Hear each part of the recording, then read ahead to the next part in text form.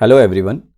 दोस्तों, NRI demat account के ऊपर मैंने अभी तक जितनी भी वीडियोस बनाई हैं उसमें मैंने पूरी कोशिश की है कि pins, non pins and PIS account को सही तरीके से बाइफरकेट करके आप तक मैं जो है डिलीवर कर सकूं। But still I am getting so many queries, comments in my comment box कि पीआईएस अकाउंट्स क्लियर नहीं हुआ, पिंस अकाउंट्स क्लियर नहीं हुआ, नॉन पिंस अकाउंट की ज़रूरत क्या है। तो एक छोटा सा सिंपलेस्ट फॉर्मूला लेके आज मैं आपके सामने इस वीडियो में आया हूँ। सिंपलेस्ट फॉर्मूला, और ये वीडियो ज़्यादा लंबी नहीं होने वाली, हार्डली 3 से 4 मिनट की वीडियो रहेगी, ज़्यादा लंबी नहीं करेंगे इसको। तो आज की डेट में क्या है कि इतनी क्वेरीज आने का रीज़न भी आप सबको पता ही है कि आज की डेट में ग्राउंड पे जो हॉट टॉपिक्स है that is stock market. Stock market एक बड़ा बबल बना हुआ है आज की डेट में, और हॉट डिस्कशंस है ग्राउंड पे।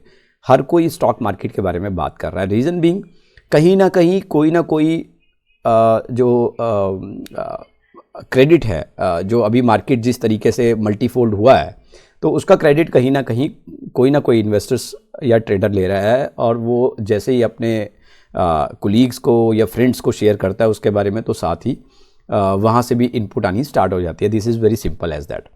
सो एनआरआईज में भी आज की डेट में ये जो टाइमिंग है इंडिया में, अभी जैसे फेब स्टार्ट होने वाला है, मार्च और अप्रैल तक जो है एनआरआईज का अराइवल्स रहता है इंडिया में। तो ऐसे टाइम में जो है बहुत सारी क्वेरीज जो हैं वो डीमैट अकाउंट को लेकर रहती है। So now I am going to share my screen and we will discuss about PIS, pins, non-pins with a simplest formula, very simplest formula, and I hope and I wish कि ये जो video मैं आपके साथ अब share करूँगा अपनी screen पे, तो डेफिनेटली यहाँ पे आपके सारे पॉइंट्स क्लियर हो जाएंगे। आपको कोई क्वेरी नहीं रहेगा। PIS क्या है, पिंस क्या है, नॉन पिंस क्या है। तो चलिए चलते हैं कंप्यूटर स्क्रीन पे और फटाक से ये वीडियो जो है कंप्लीट करते हैं। सो दोस्तों, एनआरआई को PIS अकाउंट ओपन करवाना पड़ता है स्टॉक मार्केट में ट्रेडिंग करने के लिए या डिबेंचर्स बॉन्ड्स में इन्वेस्टमेंट्स करने के लिए इंडिया में। तो ये मैंडेटरी अकाउंट है, open account, this account with only bank. तो जब भी आप डीमैट अकाउंट ओपन करवाएंगे तो PIS आपका मैंडेटरी है वो ओपन होना, और ये बैंक के साथ ओपन होता है, ना कि स्टॉक ब्रोकर के साथ। तो PIS अकाउंट आपका बैंक के साथ रहता है। अब PIS अकाउंट का एक और छोटा सा रोल है। एनआरआई किसी भी इंडियन कंपनी में जो है 5% से ज़्यादा का स्टेक नहीं ले सकते। तो ऐसे में ब्रोकिंग हाउसेस जो हैं, या अगर मैं बात करूं, बैंक की बात करूं, क्योंकि आपका PIS तो बैंक के साथ ही रहेगा, तो बैंक जो है वो RBI को एनआरआई की जो ट्रांजैक्शन डिटेल है वो जो है शेयर करते रहते हैं टाइम टू टाइम, और वो जो शेयरिंग है वो PIS अकाउंट के थ्रू ही रहती है। तो इसीलिए PIS अकाउंट आपका मैंडेटरी है। PIS means portfolio investment scheme. तो PIS के अंडर आपके 2 अकाउंट ओपन होते हैं, पिंस अकाउंट और नॉन पिंस अकाउंट। ठीक है, तो यहीं पे कंफ्यूजन था बेसिकली। हो सकता है कि मैं अपनी पुरानी वीडियोस में शायद उस चीज़ को क्लियर नहीं कर पाया, तो यहाँ पे मैंने इसको बाइफरकेट करके सही तरीके से दिया है। एनआरआई के लिए PIS मैंडेटरी है, और PIS की 2 कैटेगरी है, pins and non pins account. तो पिंस एंड नॉन पिंस क्या है उस पर बात कर लेते हैं। So pins is for secondary market and non-pins for primary market। तो जो आपका पिंस अकाउंट है सेकेंडरी मार्केट मतलब आप जब भी किसी ब्रोकिंग हाउस के ट्रेडिंग टर्मिनल से शेयर बाय और सेल करते हैं डायरेक्टली, तो that is called secondary market. तो प्राइमरी मार्केट क्या हुआ, तो आपका जो नॉन पिंस अकाउंट रहेगा उसमें आप प्राइमरी मार्केट में डील कर पाएंगे। तो प्राइमरी मार्केट कौन सा मार्केट है? IPO लगाना, म्यूचुअल फंड्स में डील करना, या फिर जब भी आप कॉर्पोरेट एक्शंस के बेनिफिट को अवेल करते हैं। फॉर एग्जांपल, जैसे मान लीजिए आपने टाटा मोटर का शेयर लिया हुआ, टाटा मोटर ने बोनस अनाउंस कर दिया, तो वो आपका बोनस जो है वो प्राइमरी मार्केट के थ्रू, यानी कि नॉन पिंस अकाउंट के थ्रू आपको क्रेडिट मिलेगा। सपोज कीजिए अगर टाटा मोटर ने डिविडेंड इशू किया तो वो आपके नॉन पिंस के थ्रू जो है रूट अप होगा।